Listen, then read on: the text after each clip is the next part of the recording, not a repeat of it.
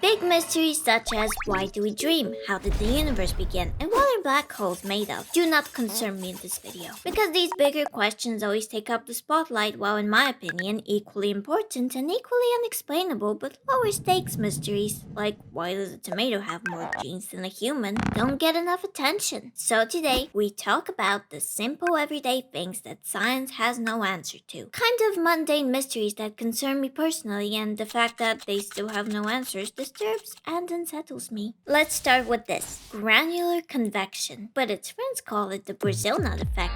Here's what it describes. You have a granular material that contains a mixture of variously sized objects. When you shake it, the largest irregularly shaped object will end up on the surface. That's why the Brazil nut in your trail mix always winds up on top, and that's also how physics ruins breakfast every time. Because you shook your bag of shitty off-brand mystery flakes, and the bowl you poured yourself only has like 3 raisins. Oh wait, 4. No, never mind, that was just the bug giving birth. It's kind of counterintuitive because you'd expect the bigger stuff to sink, but then again, smaller objects fit through the cracks easier. But you know, it's not just the size of the wave, fellas. It's also the motion of the ocean. By motion, I mean shaking, and by ocean, I mean the second law of thermodynamics. Because when you shake the mix, you introduce energy, causing the particles in the container of mixed nuts to redistribute and settle into a lower energy state. This moves the center of mass down, which moves the smaller nuts down, and convection flow moves the larger nuts up, where they will stay because the convection currents are too narrow for them to sweep down. That's the phenomenon in a nutshell. Mandatory nut pun check. However, the mystery isn't why it happens, it's how it happens. As thus far, no computer algorithm or mathematical formula has been able to reproduce the effect. Keep in mind, we have a formula that explains why all my Cheerios clump together and why I can't eat spaghetti without getting sauce on my face. So I think it's about time some nerd uncovers the mystery of trail mix. Now, a special type of trail mix that keeps mommy happy. Madam, your usual evening order? If I find myself experiencing symptoms, I will take literally any type of pharmaceutical drug with little to no regard for my long-term well-being. And listen, I don't want any judgment in the comments from people that can just power through a headache. Suffering is not a virtue, okay? Now, as the naive consumer, I don't know how the pills work. I just know they do. That being said, unfortunately for me, the stupid naive consumer, not even the people making the pills know how they work. Paracetamol is no exception. The US alone consumes nearly 50,000 tons of the stuff yearly, yet the mechanism by which it produces its analgesic effect is still being debated more than 100 years after its discovery.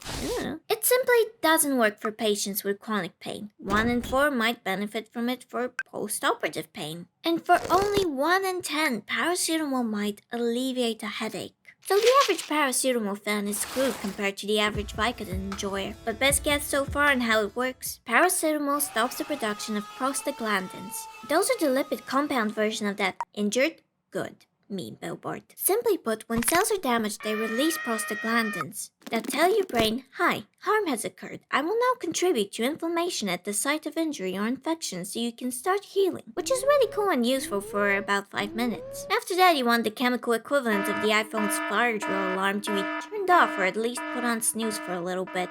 And paracetamol is the snooze button, because it supposedly dampens mainly the prostaglandins in the brain, relieving pain and fever, but it has no effect on inflammation. Still, quite recently, in 2023, researchers discovered that the drug shuts off the sodium channels that are needed to transmit pain signals back to the central nervous system, effectively cutting off pain at the source, like you often hear in commercials. And it's a little weird, but the furthest thing from uncommon. Detailed scientific understanding of how a drug works often comes, ironically enough, near the end of the process. Because the checklist for a drug being approved is 1. Somewhat works. 2. Somewhat no side effects. And 3. For real, homie? No side effects? You sure? Like, for humans? And this is especially the case for antidepressants because, yeah, we've had paracetamol since the 1950s and we're not sure how it works, but we got our current brain like 35 to 100,000 years ago, and we still definitely don't know how it works.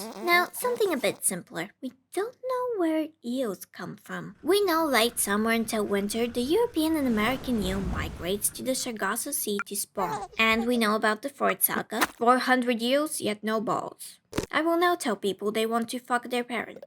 Yes, if you dissect an eel, you will not find any reproductive organs inside. Which is why, prior to that, Aristotle claimed they spawned from the mud. Pliny the Elder insisted that they rubbed against rocks and their dead skin came to life. And they were so confusing that in fact until 1893, larval eels were considered a different species. That might sound stupid to you now, but even today with modern tracking technology, no zoologist has observed eels mating in the wild.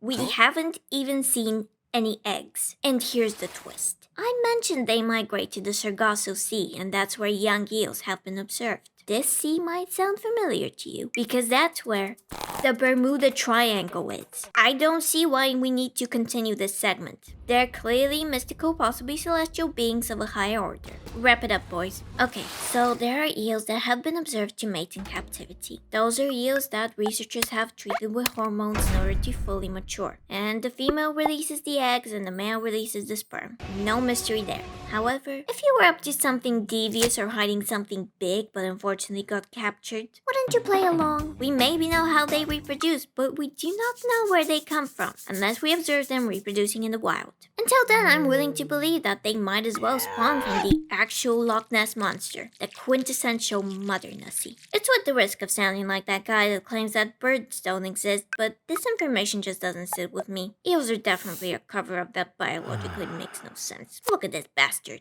It doesn't even have a digestive system. Bro wakes up, starts eating itself in order to travel 2,500 kilometers to where its parents once lived. It hangs out there for a while, then goes back to mate and die. Like, get the fuck out of here. No wonder you're endangered. Next, we get a little philosophical with the question, is your dog really a good boy?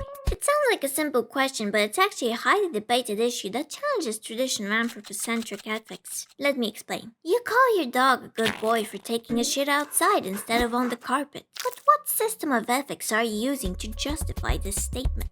A dog cannot be a moral agent, in other words, an entity capable of making moral judgments and being held accountable for its actions. Dogs are regarded as moral patients, an entity we're morally responsible for that is owed moral consideration. Only humans can be both. Yet, many argue that animals, in this case dogs, have moral agency and display virtues that cannot possibly be interpreted as instinctive or conditioned.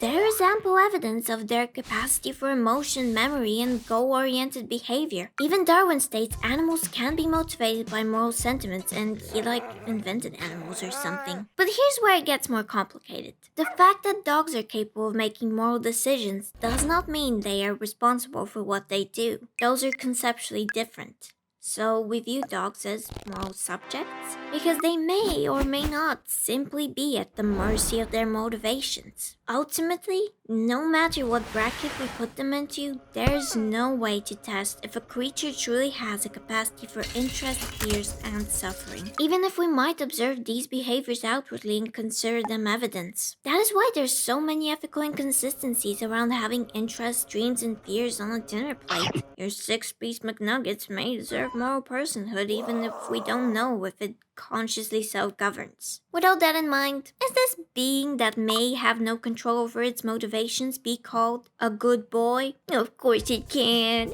Of course. It doesn't matter what Hume or Kant or even Aristotle say. You're a good boy. You're a good boy. Yes, you are.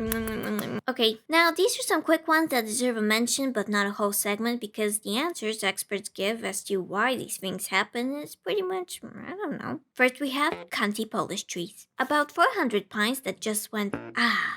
Why? Theories include witchcraft, heavy snowfall, but the most plausible explanation is that humans shaped them with the intention of cutting them down to make furniture or boats. But unlike the giving tree, they didn't cut them down because these trees were just giving too hard. We don't know, and it's actually quite impossible to know if we're all seeing the same color because color exists in our brains rather than being a property of light. Last but not least, It's entirely a mystery why you haven't tried Gamer Subs code Poopy for 10% off yet. When it's literally the future of energy drinks and makes women like you. Okay, I might do a part 2 because there's some other questionable phenomena that's more like events, so look out for that. Okay, bye.